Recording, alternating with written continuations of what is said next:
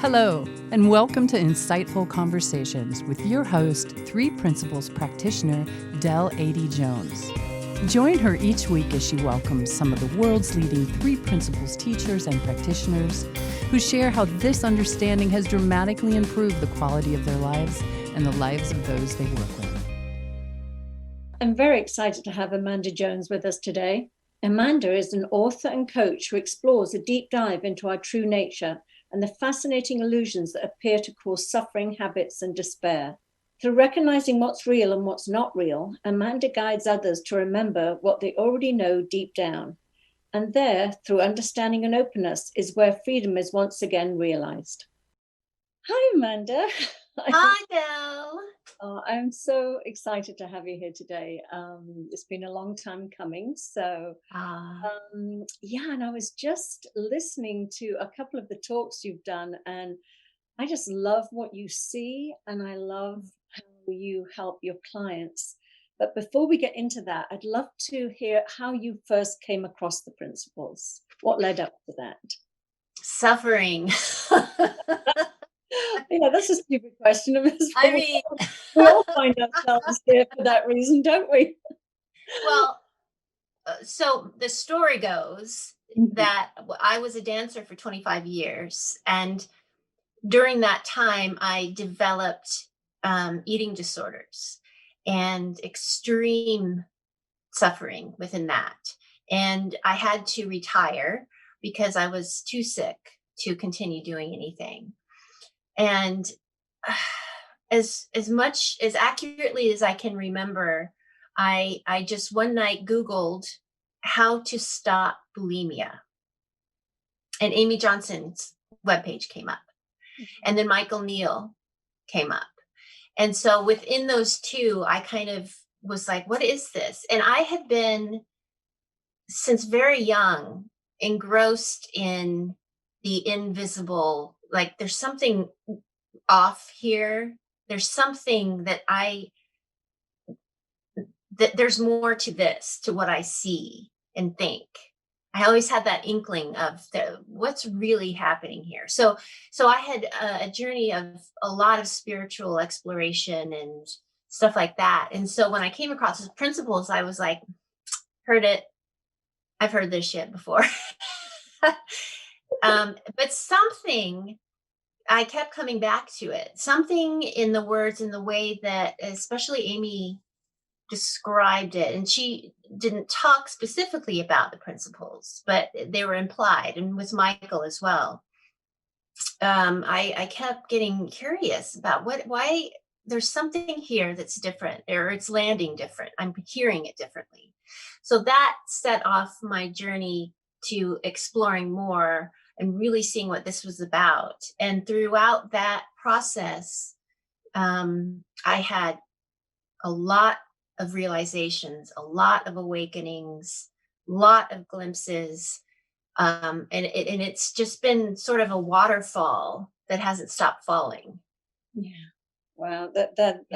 I can tell. That's so beautiful. What was one of your very first insights? I discovered that I've been grasping desperately onto handfuls of air, which I realized was thought. Grasping, desperately onto thoughts, feelings. And then I realized there's nothing there. They are not solid. They are not made of what they appear to be made of. And I was floored. I was absolutely shocked that my whole life was a misunderstanding. Mm-hmm. Right? Like they say, the fish in water doesn't know what water is. Well, our essence of this swirling thought stream that we emerge from is invisible. It's just where we emerge from as personas, and then And then the suffering comes in when there's this intuition that something is not right. I'm not seeing something. Something's not right here. Why am I suffering? Why is there so much pain? And it's all focused on the body. And then, that became the problem. And the way to get to freedom was to manipulate food and body and weight and all that. Yeah. Then I'll know what's going on here. Well, that was so far down. That was such a red herring. Yeah. The whole body, weight, food, red herring. Just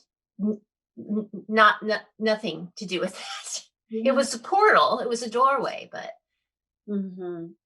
Yeah, I think it's so natural though, isn't it, to just keep looking on the outside. It has to be, or we think it has to be something tangible, whether it's yeah, our image of ourselves, our physical body, or a substance out there, or a behavior that's uncontrollable, or whatever it is, where it's really, it's so much simpler than that.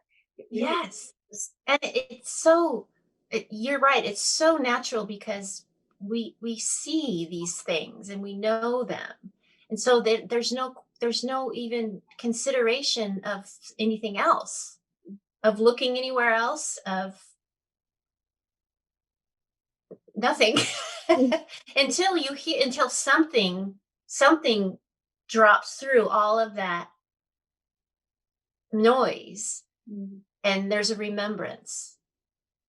There's a remembrance of, oh, Isn't it? yeah, It just blows me away. I mean, and really, under any addiction or behavior or whatever you want to call it, is it's the thinking that that we resist and think we have to control or manage, or yeah, soothe yeah, with whatever, and yeah. then all we do is just put more thinking on the thinking and torture ourselves even more. Right. Well, that was another thing, a big, huge waterfall blast was that thought is like disappearing ink. It's written in disappearing ink. Now, I saw that very clearly. What I didn't see yet until I did was that the me I thought I was is also written in disappearing ink. So the one who's trying to control something is written in the same disappearing ink.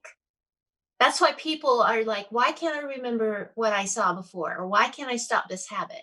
Well, the me who is trying to control something else, they're both written in disappearing ink. There's nothing, there's nothing to, there's no solid, long lasting, stable thought that could do something about a piece of disappearing ink. Yeah. So Like, that's like the next deeper level of, oh, I'm thought too, who I think I am in any given moment. so what you saw evolved. I'd love to That's hear. exactly right. That's exactly right. Like I said, it's a waterfall. I Yeah. mean, just the invisible veil that wasn't really there dropped. Mm. And so the waterfall keeps rushing through, and then just like thought, it's disappearing ink. So there's no more grasping for what I saw before and does it still matter now. Mhm. It's always going to be new and fresh, but yes, it's an evolution. It's because we experience it in time, in linear time, so I could say it's an evolution from first I saw this and then it deepened and then it deepened and deepened and it deepened. Yeah. Yeah, because I know it's fascinating conversation, because it really is. We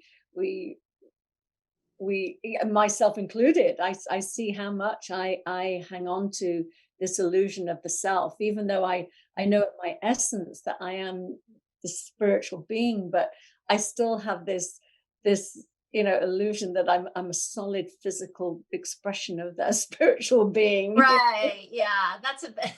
Yeah. Yeah. Yeah. And that's seen to be an activity that happens Mhm. by nobody, just happens, just like a hiccup. Mm. Um, So how do you take something I'm fascinated with, as somebody that's completely new to the principles, who's so locked into that, um, you know, I am this physical body and I have this issue around food. And how do you take them from where they are to seeing what you see? How does that Oh, yeah, I have no idea. I honestly, I don't know. I don't know how this works. I don't know what they are supposed to see. I don't know what I see really. So Mhm. that's kind of a weird answer, but it's the truth. I don't know. There's just within the presence of myself, which I'm looking at right now, you in Mhm. that body is myself. There's just kind of a exploration of what is it, what looks real, and is that real? And then it goes from there. So I really let go of trying to make people see or understand something, because I don't. Mhm. If it looks like that in a moment, if I need them to understand, then I'm confused. I'm seeing separation. I'm looking through Amanda, and not and needing something separate to come together, and that's an illusion. So I don't know how it works. It just happens. And sometimes it's bumpy, sometimes it's really beautiful and slides and glides. Mhm. um and it's a beautiful exploration. But the less I am confused in the moment, it seems to be more pleasant for both of us. Mm. Yeah. Well, no, I love that, and it is it's all we can ever do is just Yeah. is show up in the moment, Yeah. share where we're at, share what's Yeah. going on for us, and Yeah. and Yeah. if there's a connection or Mhm. an understanding or a seeing of something, then it really, as you said, it's really not up to us anyway. It's what's happening No. energetically. I am Yeah. fascinated though, because and I'm going to be using labels, so forgive me Sure.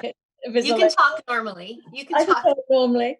But when you first came to the principles, and I know that there's a lot of discussion around non-duality and the Mhm. principles, and people say, well, that's what Sid was pointing to, and then it got sort of changed a little.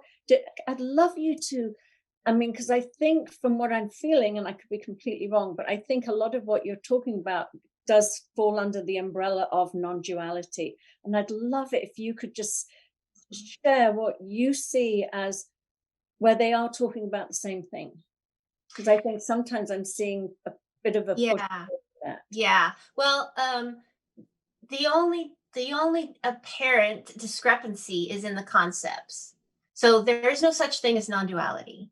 There's Mhm. no such thing as the three principles. There's concepts.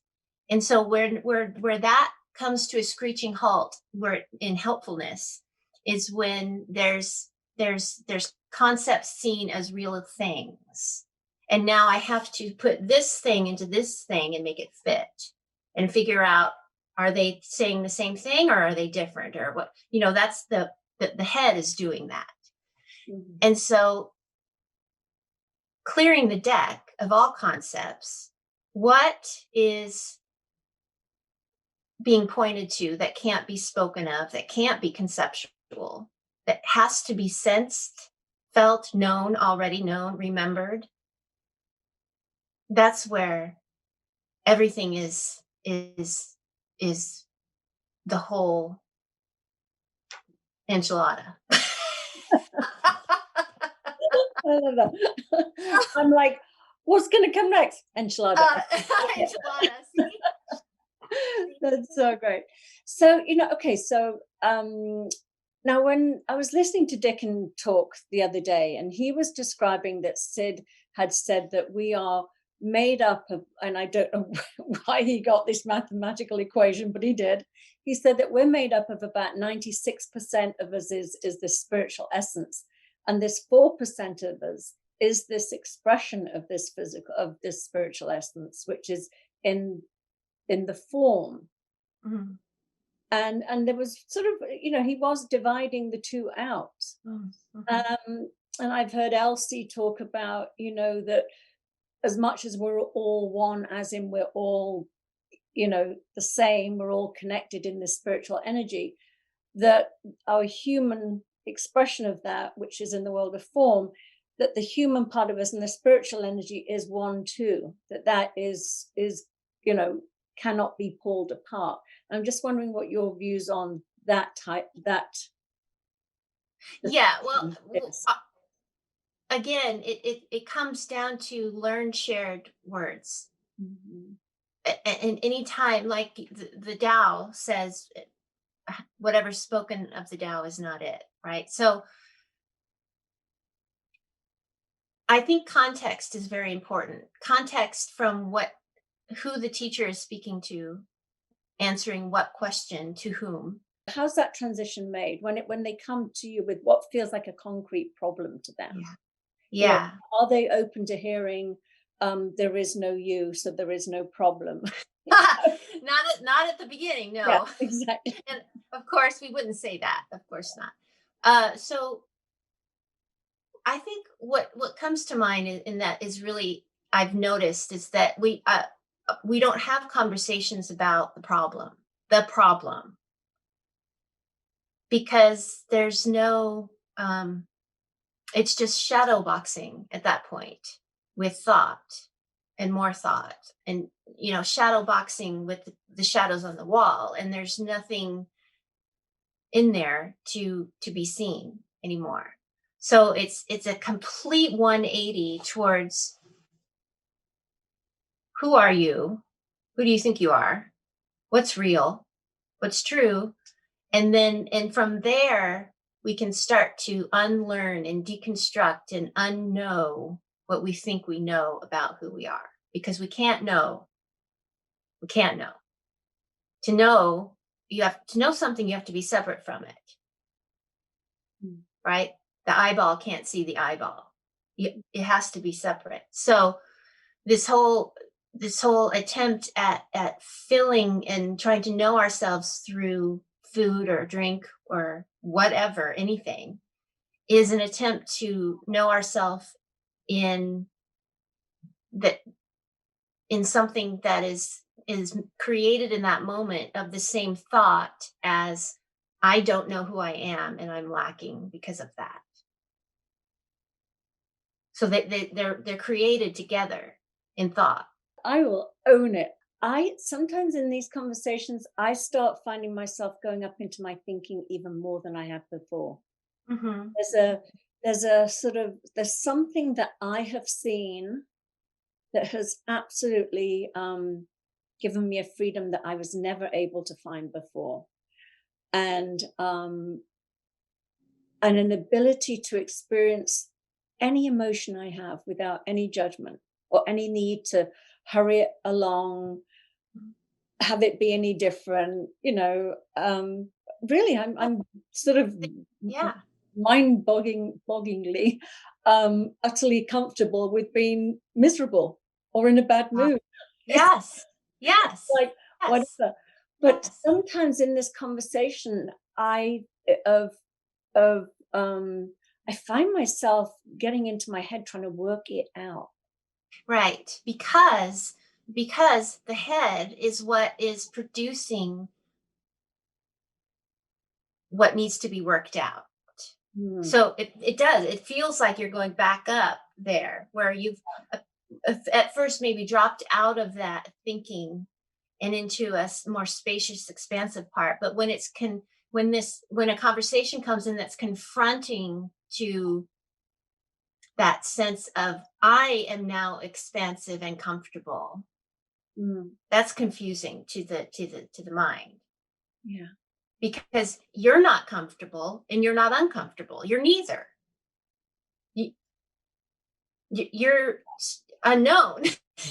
Your experience is one of that shifting movement and oscillation, apparently.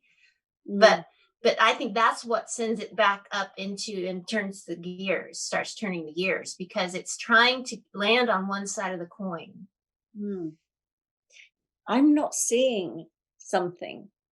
And normally I don't care if I'm not seeing anything. Normally I'm completely and utterly so sort of happy, where I'm at and where I am in life. And I think for me right now is I'm not seeing what you're seeing, and I'm struggling to understand it. And I'm popping into my intellect to try and sort things out. So did you have that experience? Did you feel that, or did something just keep by osmosis happening to you? You started seeing things differently.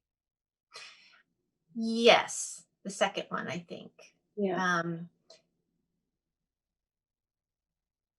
So again, this is all about words and language, really, because they when something first comes in that seems so confusing and kind of alien, an idea, the words become an obstacle course, and the mind is now running through an obstacle course to try to get to the finish line, and I've got it. And that will either happen or it won't, but it's not the point.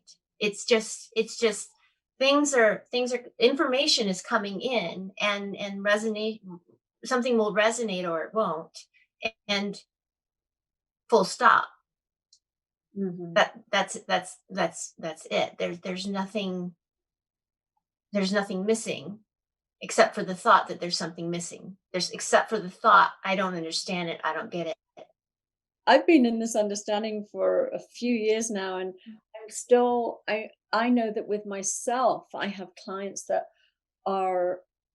have as I said, a hard time even conceiving of the fact that they are, spiritual energy. And this sort of the psychology that they get trapped in is, as you say, it's just thought in the moment. It's constantly shifting. And therefore our concept of who we are is constantly shifting. I love to use an example of self-image.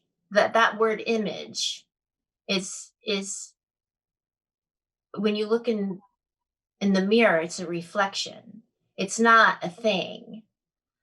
So do you have a good self-image or a bad self-image? A good body image or a bad body image? It's literally saying what picture in the moment in your mind is appearing. Not what real thing, solid, long-lasting, always there, is appearing.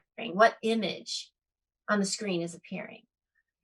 So that's, I agree that the psychology part of it can take a while to bypass, not in a bad bypassy way, not in a spiritual bypass way, but in a way that there's a crack by some grace or some word that comes in and gets into that crack, that all those concepts start to shimmer like holograms. And then there's some space, and there's some curiosity, and then there's some consideration for maybe I'm not who I thought I was, or whatever. It's fascinating. It's so great to play with it. It's so great to just be open to. Love it. The constant, it's like you say, but even when you come down to the image, it's like, you can look in the mirror one day and have a reaction to this image you see, and then another day, just like the next day, you can have a completely different hour by hour. Well, yeah, minute by minute, even. Minute by minute, right? So that's, in pointing out that those kinds of things to people who are not accustomed to this conversation is helpful, because everybody has that experience or has had that experience. And isn't that curious? Yeah. Like the evidence that's curious gets covered up and shoved away by the psychology that's, well, that's just a fluke. I really am this way when I looked in the mirror at 10 o'clock this morning. What I'm seeing now isn't real. What? Neither of them are accurately objectively real. Mm. So little points of the evidence that have been shoved aside are very helpful Yeah. to kind of reel them back in and say, "Hmm, what about this piece? What about this?"